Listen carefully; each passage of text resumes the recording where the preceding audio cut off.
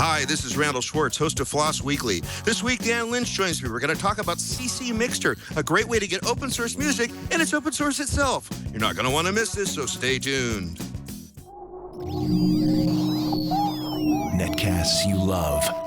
From people you trust. This is Twit. Bandwidth for FLOSS Weekly is provided by CacheFly at CacheFly.com.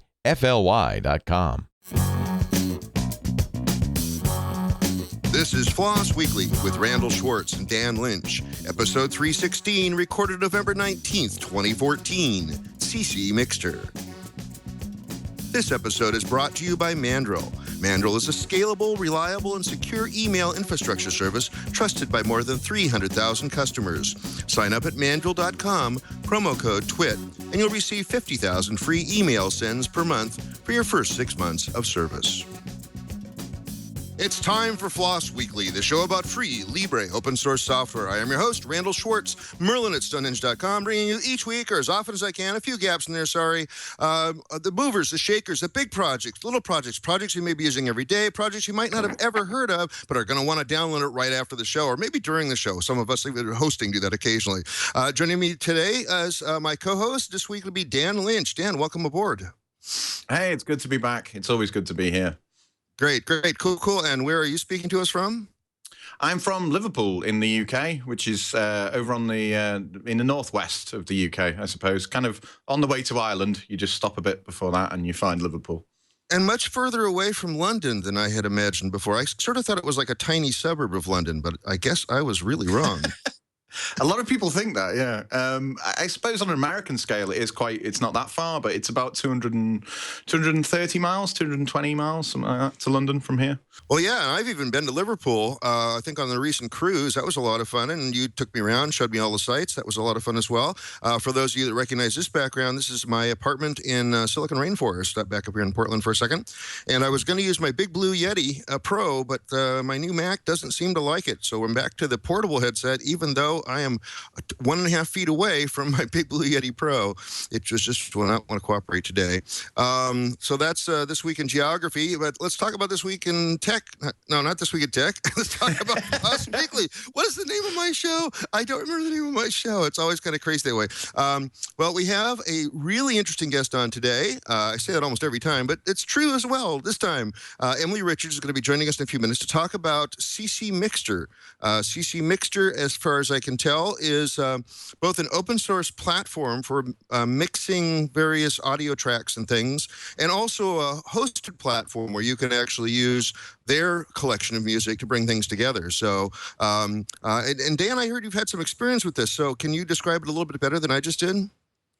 Yeah, possibly. Some of the listeners, some of the viewers and listeners may know I'm a musician. I've played for years in different bands and recorded and released stuff and so on.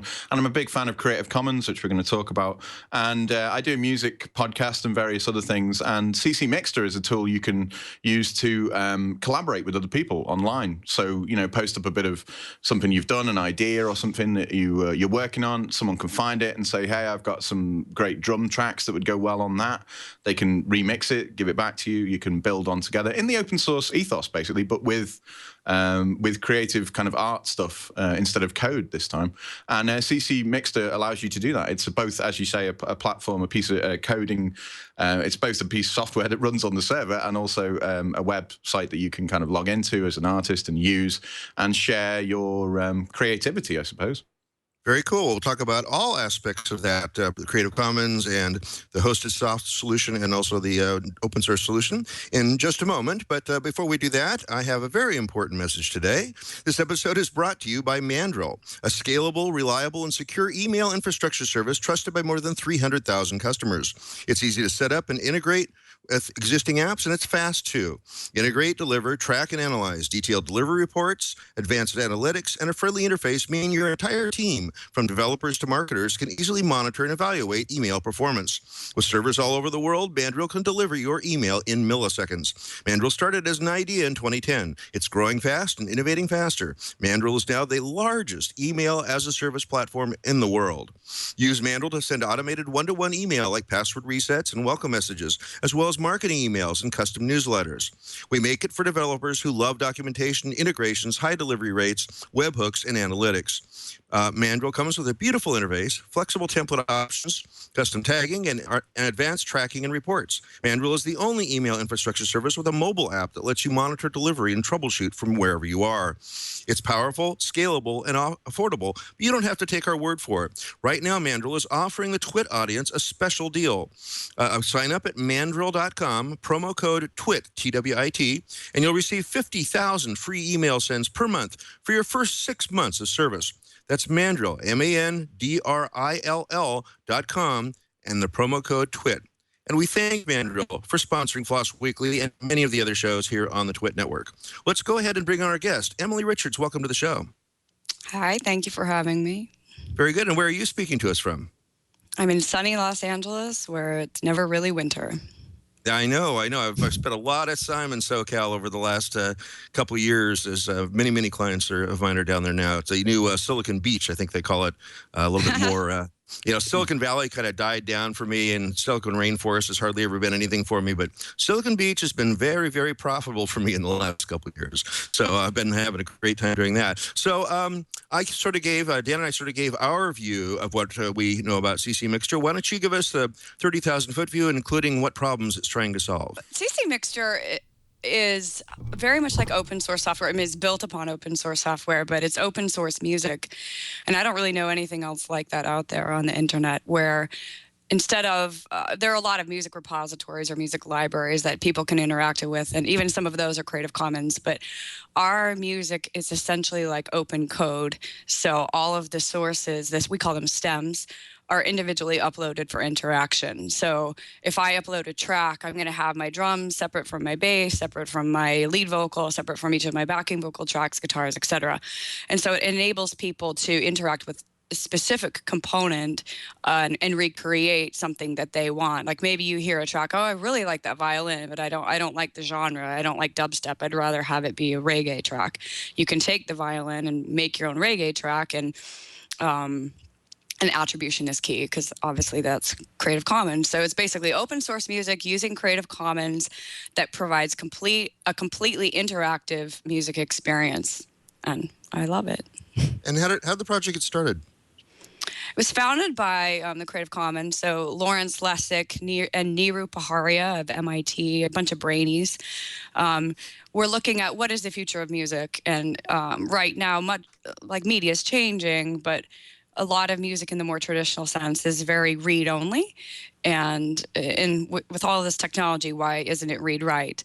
And so how could we unlock copyright and make music a read-write experience? So that was their vision. And most of the code was built by and written by Victor Stone under the Creative Commons. And for 5 years, CC Mixter ran under the Creative Commons. And I was an artist there. I was running MP3 tunes at the time. And we took over in 2009. Cool. And so I'm sure some of our audience is familiar with Creative Commons, but can you go in a little more depth about what that's really all about? Creative Commons, media first, maybe we should talk about copyright. Sure. Copyright is essentially a complete locked down experience. And what Creative Commons is trying to do, I think, is what copyright originally intended, which is to provide some sort of credit to the artist.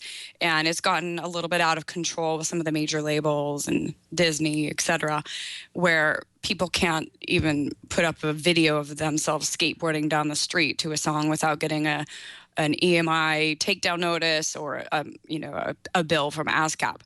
And with all of this, the new millennials and new media, Creative Commons is bridging that gap where artists still get credit. So the key tenet of Creative Commons is you can use this media, but you have to give me attribution. Attribution is credit. And we outline what does that mean. Attribution means give the name of the artist, the title of the piece, and a link back. So essentially it can become like a marketing tool for artists. They share their music with others. Other people can find out where they can get that music, and more people start to use that music. And that started to happen where we're exploding right now. Our music is used all over the web in apps and games and YouTube videos and Vimeo videos and podcasts and you name it. And as long as we are getting credit, then that's good enough. And unless there are two different components of Creative Commons license. There's CC BY, which means it's Creative Commons, so you can use it as long as you give me credit, and you can even use it commercially. A lot of our content is CC BY NC. NC is non-commercial, which means you can use it, you can give me credit, but you can't use it commercially. And if you want to use our content commercially, there is a new license called CC Plus, which allows for commercial use as well. So, Emily, sorry, I'm jumping in there. No, so, you've been active in music for a long time. So before Creative Commons, so how did you come to discover Creative Commons and think, this is for me, I like this, I want to do this, I want to be involved? When I first started musically, I actually started in the traditional model. I did my first album in Nashville, which was interesting, and then started in LA. And MP3.com came on the scene right when I was recording my first album in the studios here. And my manager was like, there's this thing called MP3.com, and you let people download your music for free, and it sounds pretty cool. Let's try it. And I've always been pretty interested in cutting edge technologies. And so at that point, I gave away 3 million downloads without any attribution, or, I'm sure my files are on people's hard drives and they have no idea who I am or what the name of the song is or anything like that. And I was okay with that at that point. It was a totally new thing. It was very exciting. And Michael Robertson ran MP3.com. And then he asked me to come run MP3 Tunes, his second music company. And while I was there, we got sued by the majors. Such a surprise. And Lawrence Lessig came down and met with us. And he was like, what will really help you is if you use Creative Commons. And I thought he was right. And he told us about CC Mixter, so I went and checked it out. I started putting my music on there. So I used it as a musician for a couple of years first before I really got involved on more of the business end. And I didn't know that much about what Creative Commons meant at that point, but it was less about the intellectual side and more as just as a musician receiving, if I put up a vocal and I put up a piano part and all of a sudden I get 30 different fully produced versions of my song back, when it would take me 3 months in a studio to do one of those, it was pretty amazing, the power of what Creative Commons enables. Yeah, and I think it's interesting now that, Creative Commons has been around a little while now. It's over 10 years. It's kind of established it to some degree, but I think not enough people know about it, certainly musicians that I speak to and so on. But it is getting more popular now, and we're seeing... I don't want to use the term I suppose commercial artists, very commercial major label artists who've been able to release other projects under Creative Commons. I mean, the big examples people always bring up are like 9 Inch Nails, Trent Reznor releasing an album under Creative Commons. And a lot of people ask, how can you make money and still release stuff under Creative Commons? It's something that we're being asked in the IRC actually right now. Retro D in the IRC and a few other people are saying, how does an open source musician, if you like, make a living out of music? Well, I think it's challenging, honestly, for any musician to make a living at music right now. But you have to think of it as, if you're assigned to a major label, they're going to give you $1 million marketing budget that you'll have to repay before you make any money. And, who knows what they're doing, television ads, billboards, etc. Whereas your marketing tool is your music. So instead of spending the $1 million on marketing, you just give away 1 million downloads. And it has a similar effect. Actually, I think in our culture, especially in the world of technology and where people are tech savvy, it's more powerful because they're not just seeing it, they're interacting with your music. And so we're kind of hitting a tipping point right now. I've been giving away... so at CC Mixter, I think I have like 300 songs that I've given away under Creative Commons licenses. And every day now I get a request, can I buy a commercial license for your music? So you give enough away, a percentage will come back that actually do want to buy. And I think that's still slow. We're still in the beginning of this entirely new way of looking at and experiencing music. But I'm really hopeful that that those kinds of opportunities are going to increase as more, and music is part of almost every medium out there, and people need it. And the more people start monetizing their YouTube videos where they're going to need music with that, for example. So they'll come to me and say, hey, I want to monetize this now. Can I get a CC Plus license? And so that's where, as a musician, that's where I'm getting most of my income. That's interesting. And how about the live performance side of it? Because I know a lot of musicians, even major label artists and stuff, make most of their money from touring and performing rather than actual record releases because of the way these things work and the splits and so on. So in a way, it's promoting what you do. It's hopefully getting you more gigs and so on. Do you find that? Yeah, I haven't been playing live as much. I'm getting old. But I used to live in a bus with a bunch of guys and tour all around. And absolutely, you know, I would be amazed that I could show up, in a venue in New Orleans and it would be sold out. And I've never been there. I'd never done any direct marketing or radio or TV appearances. And there would be people there that knew my music. And that's the power of the internet and Creative Commons. And you mentioned that you had this transition from being an artist on mp3.com and so on, and then getting involved in all these other things. So how did that work? How does it feel to go from being, an artist to being an executive, if you like, for want of a better word? It's schizophrenic. I had a dual career my whole life. I was actually a CPA for Pricewaterhouse too, and they let me do a dual career, which was pretty cool. There's a busy season for accountants, so I would work on all my clients, and then I take the summers off and tour and make albums. So I'd been doing that. Actually, right now is the most harmonious chapter of my life, where I am a musician running a true music company. Like, I have to create music in order to keep CC Mixter going. So that feels pretty nice. It was difficult going from a musician for Michael Robertson to MP3 Tunes running the company, because he didn't really want me to create music during that period of time. And it felt like a part of me was sort of suffocated. So I feel I'm very happy to be back. Excellent. That sounds good. So, I mean, one of the things I talk to people a lot about Creative Commons, and I have what's the word? I have trouble selling it sometimes, selling the idea to fellow musicians. I do a number of music podcasts where I play Creative Commons music, and I release music in a Creative Commons with my band and stuff. And I tell other people, and a lot of people just don't seem to. I don't know. They just don't seem to get it. They immediately say, "Why would I give this stuff away? It doesn't make sense." And it's the value of what I do and all this kind of stuff. So, how do you sell Creative Commons to people? How, when people say to you, "Why would you want to do that?" How would you sell it to them? It's such a great point. And I think a lot of musicians have bought into the whole fear that has been infused into the culture by the labels. It's yours. And I had to let go of that. Letting go of control is important, I think, as a musician. So some of my rebuttals to that are, well, you have to give to receive energetically, which I believe. And if no one ever hears your music, then what does it matter? Don't you create music so it can be heard? And so you can lock it down. I mean, how many people go out and buy a DVD of a film that they've never seen? Or buy, or pay to download it. You pay for something once you've already heard it.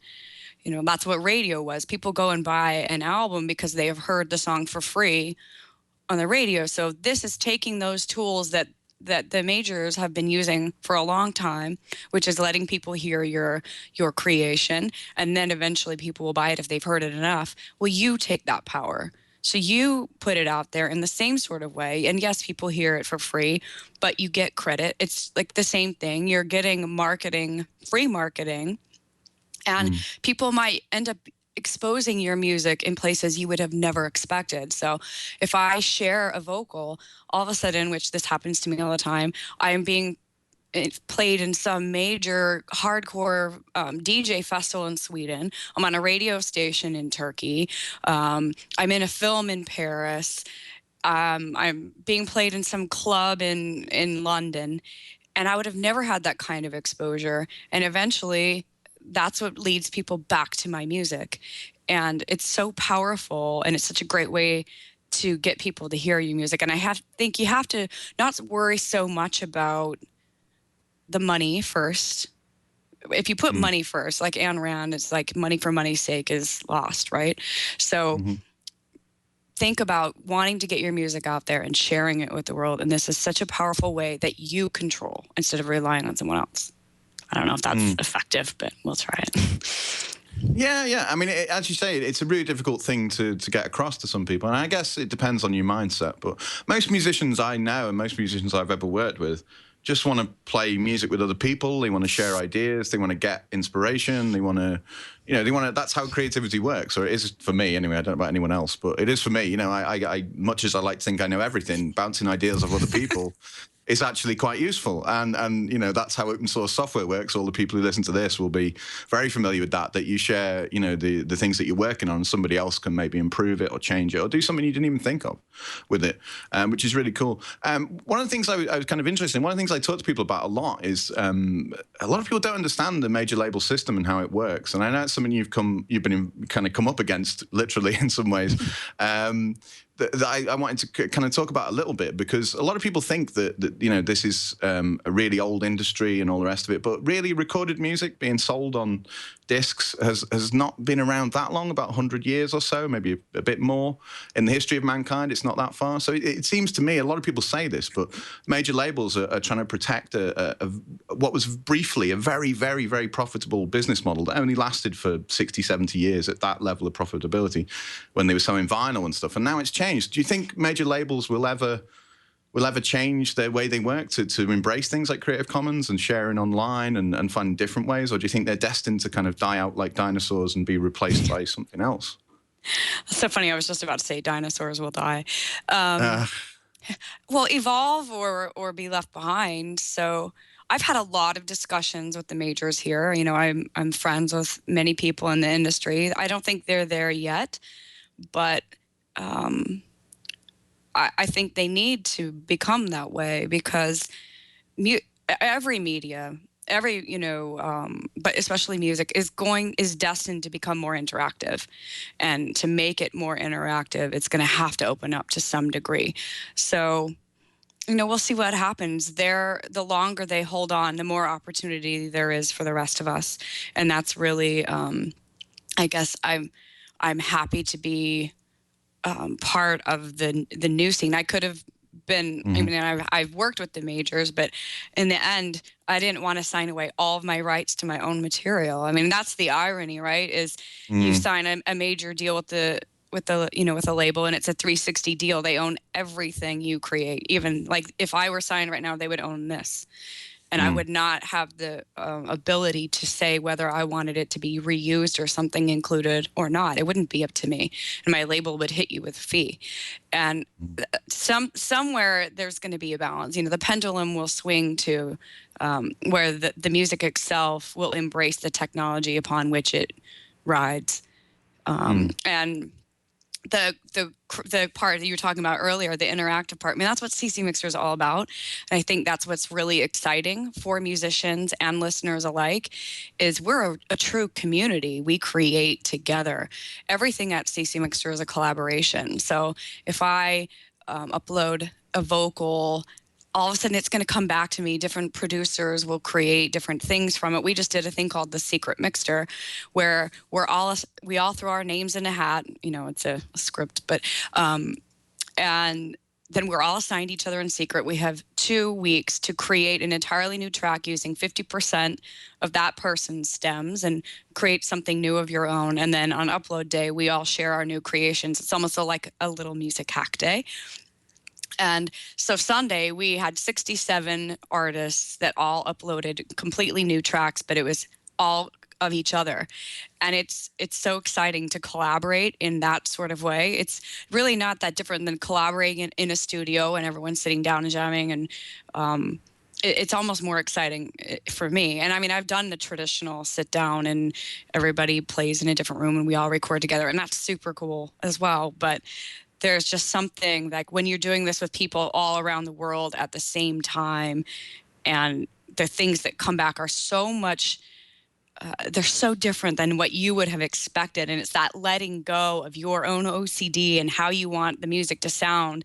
It creates new genres and new possibilities. And I guess when I talk to people about Creative Commons, it's like, I'm not, a CEO of a company like the majors who are, the majors used to be run by musicians back in the day that you were speaking of, when vinyl and it was like a really exciting time with Muscle Shoals and Aretha Franklin and Coltrane and the Rolling Stones. But I am a musician. I'm not doing anything I haven't done myself. Actually, I usually do it first and see if it works for me, and then I share it with the community. So there's no hypocrisy here. It works. It works. Very cool. Very cool. Hey, I kind of like that idea of sharing the music around and creating things. I sort of whispered in Dan's ear here a second ago. It sounds like Secret Santa with music. Totally. very, very cool. Yeah. Very cool. So I actually have some parallels that I want to talk about. I'm also a content creator. I write books, I teach classes, things like that. And one of the things I've noticed, and I would say this as a sort of an offering of why I think Creative Commons is interesting, even for people who write books and things like that, is that I haven't made anywhere near the amount of money from owning the copyright to the books I produce that most people think I make. And I think that's an important point, is that I actually get most of my money from the fact that I have published something and therefore became part of the community about this. And then people then bought my consulting services and my training services and things like that. Have you seen parallels to that in, sounds like you're seeing parallels to that in the music industry? Absolutely. Usually you get, fame and notoriety before you get money. It's very much like an internet company. You get a lot of traffic before you ever find a revenue stream. And so how do you convert your experience into something that can be more sustaining? And that's one thing we're trying to do at CC Mixter right now. And it's challenging because we want to abide by our principles. And we want to stay Creative Commons, and we don't want to turn into some corporate ad site. And so, it's a challenging time, and we have to think outside the box. But that's part of what excites me. It's like, okay, how can we create a music experience where, you're going to give a lot of it away, and you aren't going to make as much money because you've given it away. But if you were signed to a publisher as a writer, if you're signed to a major as a singer, you have to pay back all of the marketing money and pay back all the recording costs before you make $1. So you wouldn't be making any money there either. So you have to think about it, I guess, less about making the money in the beginning, and then finding creative ways, like you said, being part of the community, speaking at events, performing. Think of it as your creation is what you share, and that's what brings the opportunity back. So it's like a marketing tool. It's a tool that you have to share your creation with the world. And music, it's more about the music experience. Like buying, I think maybe the mistake we've made is music isn't a product. Music is an experience. And so how do you get people to pay for that experience? Well, I think that's the challenge of our time, and it'll be interesting to see where we go. But the approach I think we're taking makes the experience richer along the way. Yeah, I've also got to say that I'm actually with a pretty progressive publisher, Tim O'Reilly, who founded O'Reilly Associates, I think 30 years ago, something like that, Wow. was a writer himself. And so a lot of the innovation that's been happening recently is that any author writing for O'Reilly can choose to make their book available through various channels, including just make it completely Creative Commons, and the downloads are DRM free now. So there's a lot more opportunity there. And I don't know exactly what the ratios look like in the music business, but I know that I publish a book that I think retails for $40. I get about 70 cents a copy. There's so many hands involved all the way down that's all I get. And people are looking at this $40 book thinking, oh, I must get about 15 of that. Oh, yeah. But luckily, I don't have to repay the marketing costs. The publisher takes their cut out as one of the little hands that it goes through. Having said that, I've made okay money on having 3 best-selling books for O'Reilly, and then, so at one point it was paying the car payment, which is really nice. But you don't know what kind of car I have, but but it's not a big one. It's not a fancy one. So I appreciate being involved with that sort of publisher who has that sort of thing. And Dan, you had something to bring in here for a second? Yeah, I was just going to mention the fact that I think a lot of people, and we've kind of said this before, but a lot of people don't understand the way music publishing works and the way it's worked traditionally. And they don't understand that a lot of artists don't own their own music, so they can't actually play their own songs without paying a record company or paying whoever owns the publishing rights. And there's a great story about, I'm sure a lot of people know this already, but it was quite commonly known at the time. Michael Jackson bought a lot of the rights to the Beatles catalogue, the publishing rights, that was, which meant that if any of the Beatles wanted to play, say, Paul McCartney and wants to play Hey Jude, for example, he had to pay Michael Jackson for the privilege of playing a song that he'd written. But the thing that I found really funny was, apparently during some meeting that they had many years ago, when Michael Jackson was just starting out, he asked Paul McCartney how to make money out of music. He said, Paul, how do I make money out of music? And Paul McCartney said, well, the money is in the publishing. What you need to do is find some popular songs and go and buy the catalogue, and then you can own them. And then, funnily enough, down the line, it turned out he bought all Paul McCartney's songs pretty much. So I don't think that's the result that Paul McCartney was looking for, but it was quite interesting that the way the advice panned out, I suppose. Wow. Yeah, so I just thought I'd add that because it is an interesting story related to that. I'd like to have a look at chat about some of the actual tools that people can use on the site and so on. Because I mean, we can talk about licensing and stuff all day. I know I can, but yeah, some of the tools that are there. So I'm interested in dig.ccMixter, which is one of your tools at the moment for helping people find music for videos or other projects that they're going to do. So can you tell us a little bit about that and what people can do with it and so on? Dig, what I love about Dig is we built it using our own API. So it's something that I guess anybody could build. We have the tools available. So Dig, we used our own API and pulled music based on mainly by tags.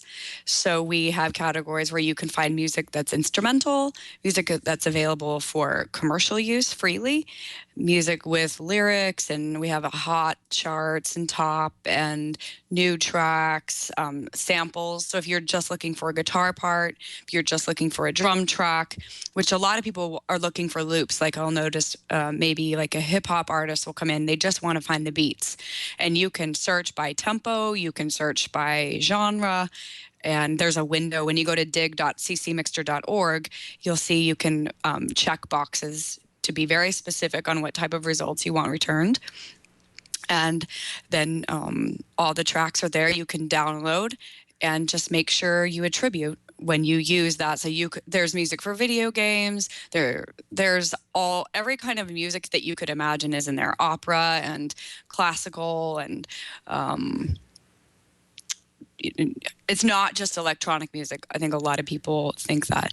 Dig CC Mixter, the code is on GitHub. And if you go to dig.ccMixter.org, down in the lower section, it says site credits. And if you click on that, there is a link to where the code is held. Sorry, I can't think of any words today. I'm not as uber techie nerd as you guys. That's okay. Nobody is. And so we'd love to see people contribute to that code and help us make it better. So when I'm going to this Dig site, what am I seeing? Just clips of things, or is it finished music, or is it music that can be separated out if I want just the drum track of something that's mixed? So if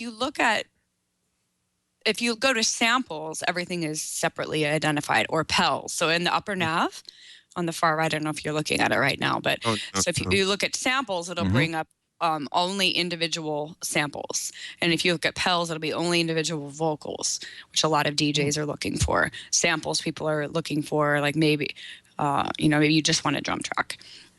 If you look at the individual songs, yes, you can absolutely, it plays the entire song. If you hit play, it'll play the entire page. The player is consistent even if you navigate away. and then there's the opportunity to download. And you'll be able to tell if the artist put all of their stems up or not by when you click download. It'll show how many tracks there are to download. So sometimes we encourage artists to put up a 128K MP3 just to make streaming easier. And then also to include a lossless version, so a FLAC version. That's a new best practice that we've been rolling out the last year or two. There's a link on Dig that says view on ccMixter.org in the lower left corner. And that sometimes it's easier to download all the tracks from there. But there are all sorts of, if you experiment with pushing all the buttons, and you can definitely download, stream the whole thing, and usually find some sort of individual component. There's also the remix history. So sometimes it's finished. Well, every finished track includes some other source created by another artist. You have to. In order to have a completed track, it has to be interactive and collaborative. That's a requirement of our community. So you'll be able to see in the remix history what source did they use to create this song? And then you can go back, and we have the whole remix tree, which is really fun. You can get lost and find, oh, that's who did the vocal. Oh, that's where the bass line came from. Or so you can, it's a fun little rabbit hole to get lost in. Okay, and so now you just mentioned streaming. So if I wanted to set up, say, like a streaming site where I would push music, what sort of attribution is required in a stream? Would I have to stop every once in a while and say this is provided by this website? Or, I mean, how do I make sure the attribution is going to properly come out in that case? Well, I guess, are people coming to the website and watching the stream, or is it just a podcast where they just be hearing it? In podcasting, we encourage people to every once in a while do a bumper that includes the name, but then also have a website just where the names and links to all the tracks that you've included. We have some restaurants, like a restaurant in Russia that plays our music, and they have a little printed list that they have on the bar with the name of all the musicians and where the music is. Sometimes it's not ideal. Getting out, attribution isn't always ideal in different settings. So, but making sure that you do your best to attribute, the best practice is the name of the track, the name of the artist, a link to where someone could find that track themselves and what type of license it is. So you wouldn't have to say all of that if you were doing a bumper, but if you did have a page with all those links, I think that would be considered adequate. Do you have a standard bumper for your listing of music from ccMixter.org? We have all sorts of promos. So if you wanted to go to CC Mixter and just search promos, there are hundreds of them. And different artists record them. This is Snowflake from CC Mixter, and we have so many. Cool. Because one of the things my brother does is spends a lot of time in Second Life, and I don't know if he's still doing that, but he was like the DJ for an area, and so he was playing lots of music. Obviously, probably playing songs he shouldn't have played because it's the wrong license for it. But this sounds like something he could come down into and pick up some tracks that he might want to play and do that sort of thing. So I'm definitely going to pass this along to him as well. So that sounds extremely cool. Now, you said you're not very techie, but do you know like the language this stuff is written in and what kind of support would be required for me to run my own mixing platform? I know that CC Mixter is written in PHP and that results will come back in JSON or XML. And I can send you links to the API where all of the uber nerdy techie language is. That's probably okay. We're looking for a good high-level view here. That's probably all the thing. So now, do I understand properly? Is this actually doing the mix on the server, or do I need mixing software to then take these tracks and put them together? Yeah, it's not mixing on the server yet. Eventually, maybe that'll be CC Mixter 7.0 or something. But because that's a lot of processing power. So people use all sorts of different tools. Some people use Reaper because that's open source Linux. I use Pro Tools because I knew how to use Pro Tools from all my old school days hanging out in the major studios. Ableton Live is really popular. Logic, GarageBand. For now, people mix locally and then they upload the completed product. Mix locally, publish globally. You got it. That was almost a bumper. It was That's pretty almost. good. That's right. Hey, Yeah. wow. Will Yeah. you record that for us and put it on CC Mixter? If I can get my Blue Yeti Pro working again, I certainly will, but not on this crazy little headset that I have. But yeah, so I want to talk about copyright just for a second because, like I said, as a content producer myself, I've often thought that we're having a problem with longer and longer periods, the Sonny Bono Act, things like that, for stuff that's being locked up and locked down. My thought, my theory, because I know a lot of people for whom this is going to be interesting are probably listening to this particular show, is that I think the maximum copyright that anything should have is 7 years of both ownership and exclusive rights, which they could assign if they want to, like work for a publisher or something. But then the next 7 years would be under essentially CC attribution. And my theory behind that is if you don't make your money off the exclusive rights for a piece of stuff in the first 7 years, you're never going to make it. And if you don't make your fame off the next 7 years, it's pointless as well. But that would put everything in the public domain after a period of 14 years maximum. What do you think about that? Well, I think that sounds great, but good luck with that. Yeah, I can always wish. I can always wish. Yeah. It's true. It's well, we're almost out of time.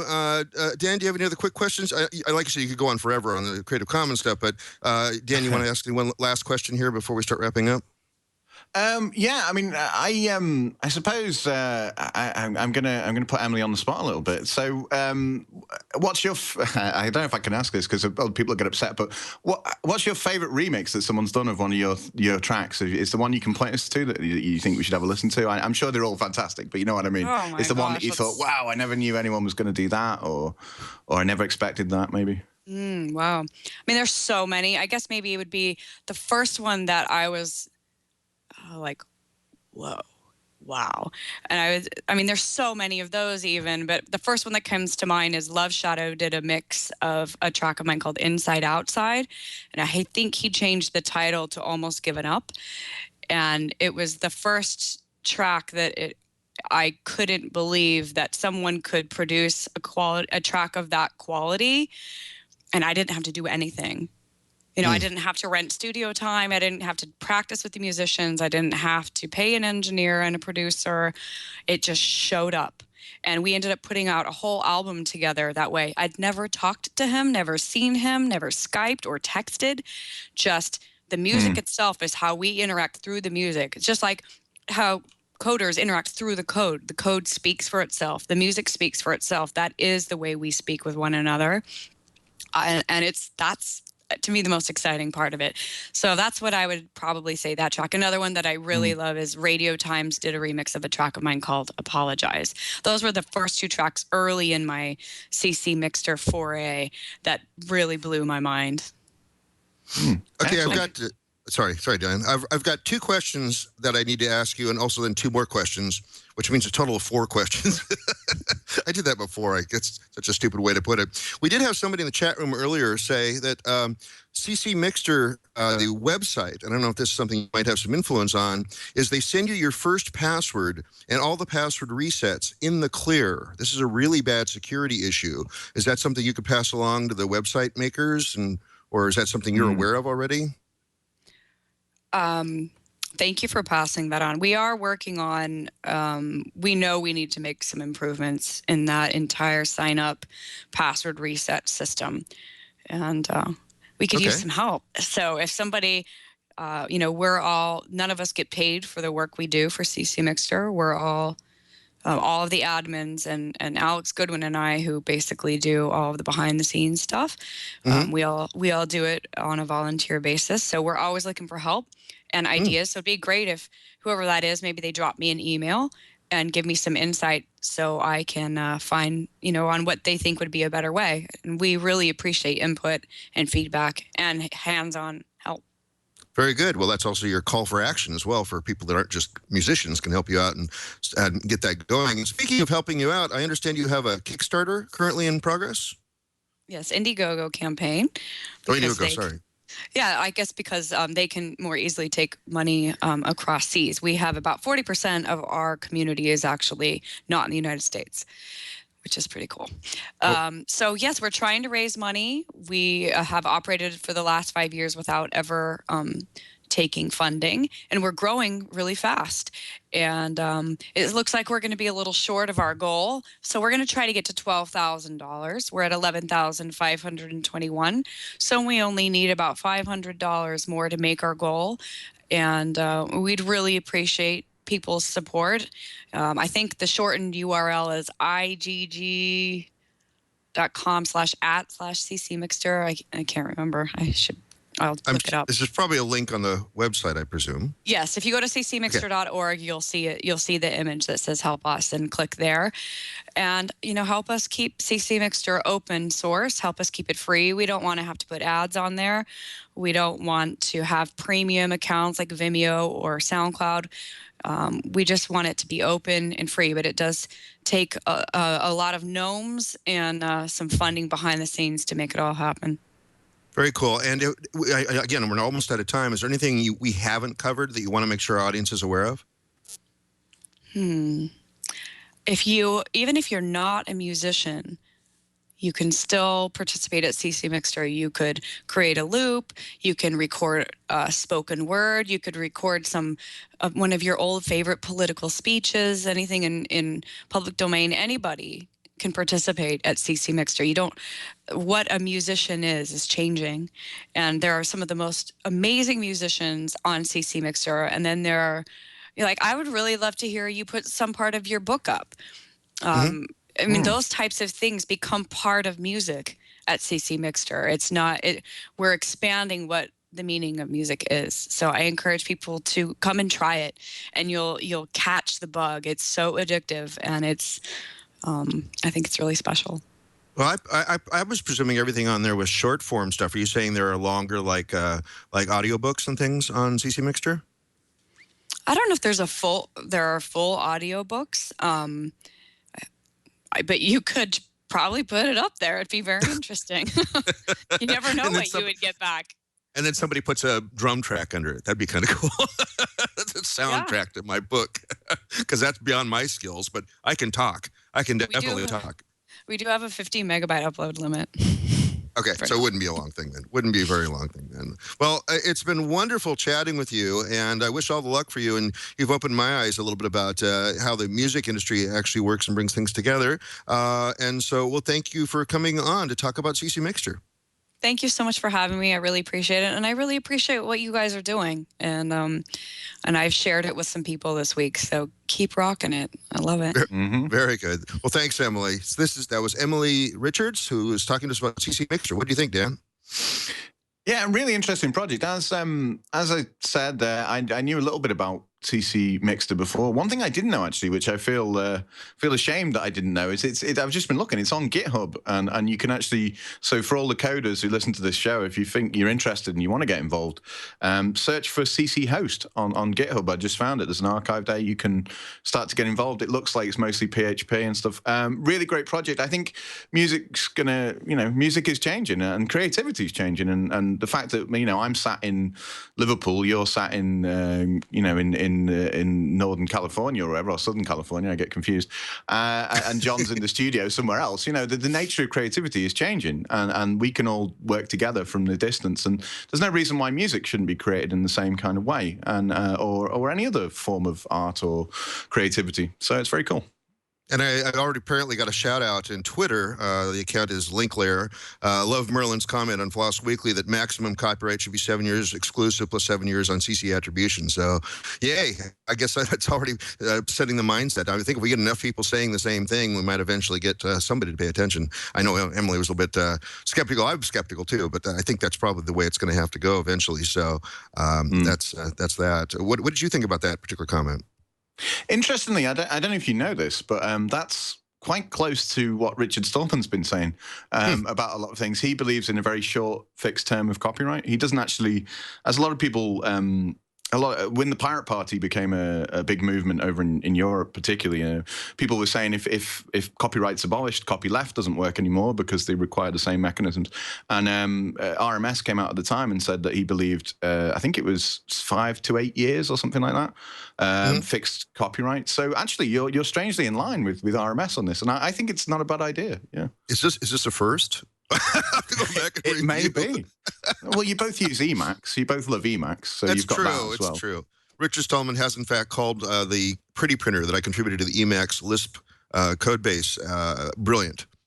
So I have actually had some props from Richard, so that works out well for me as well. So speaking of props from Richard, which is going to be my non sequitur gateway here, we do have a couple more upcoming guests still scheduled. I apologize for the recent cancellations, but things just happen, and life happens to people. So we'll try to get everybody back on that was on the list a few weeks ago. But coming up, I believe it's next week, is Pentaho. I could think of all sorts of things that must mean, but I know that it means data integration and business analytics. And this is one of those freemium products where you have sort of a community edition and commercial edition and stuff. Unfortunately, Simon was not available to do his normal thing, so one of us will have to channel Simon next week about freemiums and how they don't really work. Also coming up in a few more weeks after that is Mod Page Speed, which is I believe, a Google project to make your website faster by doing all sorts of compression things and reloading stuff and actually compressing on the fly the CSS and JS that you have. Lots of cool things there. I'm really looking forward to that.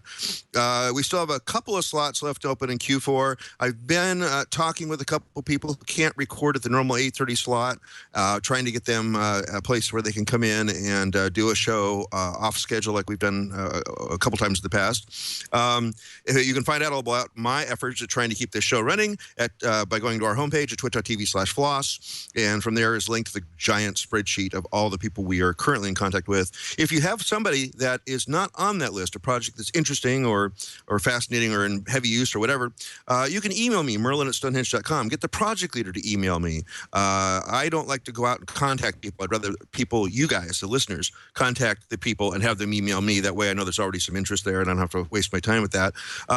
We do have a live chat. We took a couple questions from the live chat. It's on 8:30 a.m. Pacific time on Wednesdays, which is our live taping slot. You can follow Floss Weekly on Google Plus as Floss Weekly. Real simple way to do that. They're also Floss Weekly on Twitter. Us. We are on Twitter at Floss Weekly. You can follow me at Merlin and on Google Plus as Randal L. Schwartz. I'm really happy I'm not in Buffalo this week because apparently the weather there took a bad turn right after I left. So I'm glad, like 6 feet of snow. I'm glad I got out of there. Very, very cool. I'll be in London on November 29th. I'm trying to schedule a meetup. I first have to figure out what hotel what hotel I'm staying at. It's written down somewhere, and then find some sort of meetup place near that. Watch my Google Plus for the primary announcement for that. I'll also be at the Brick House itself for the New Year's Eve celebration.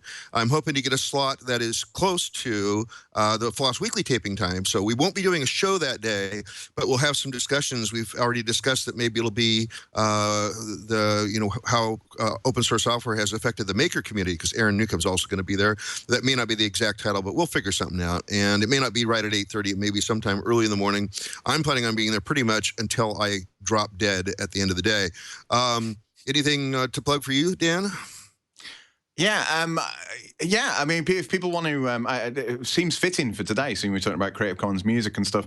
If you head to danlynch.org, which is my website, which you can see in the lower third if you're watching the video, I post music up there under Creative Commons. I also post, I do a Creative Commons music podcast, and I do lots of different things which you can find there. And of course, there's always at the moment there's Linux Outlaws, which I don't know if everyone will be aware of this. We announced about 2-3 weeks ago we're gonna wind up the show at the end of the year, so we're doing. We're doing what we're calling our last stand at the moment, keeping the outlaw theme. Where we're doing the last stand, but it's more of a break than a finish, really. We're going to retire the name, come back next year, maybe with something different, different hosts, maybe more hosts. We'll see. But at the moment, if you want to get involved in there's 3-4 episodes to go. I think it's 3 actually, up towards Christmas. Go and have a look at sixgun.org or search for Linux Outlaws, and you'll find it there. Or have a look at my own website. You can find the Twitter and Facebook and all the other kind of links that you need to get involved.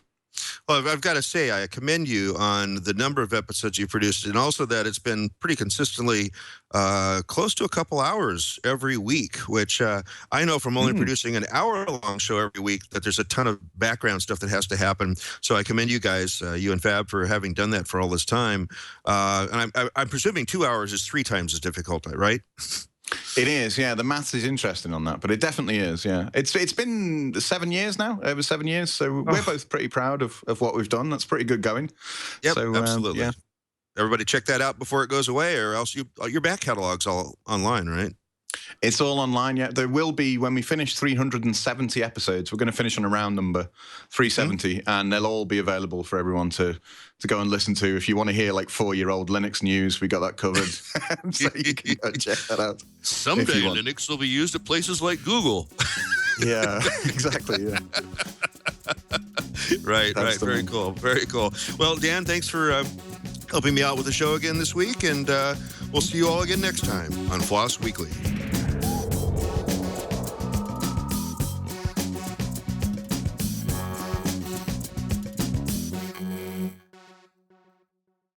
Hi, I Emily. just realized that I didn't say that my name on CC Mixter is Snowflake.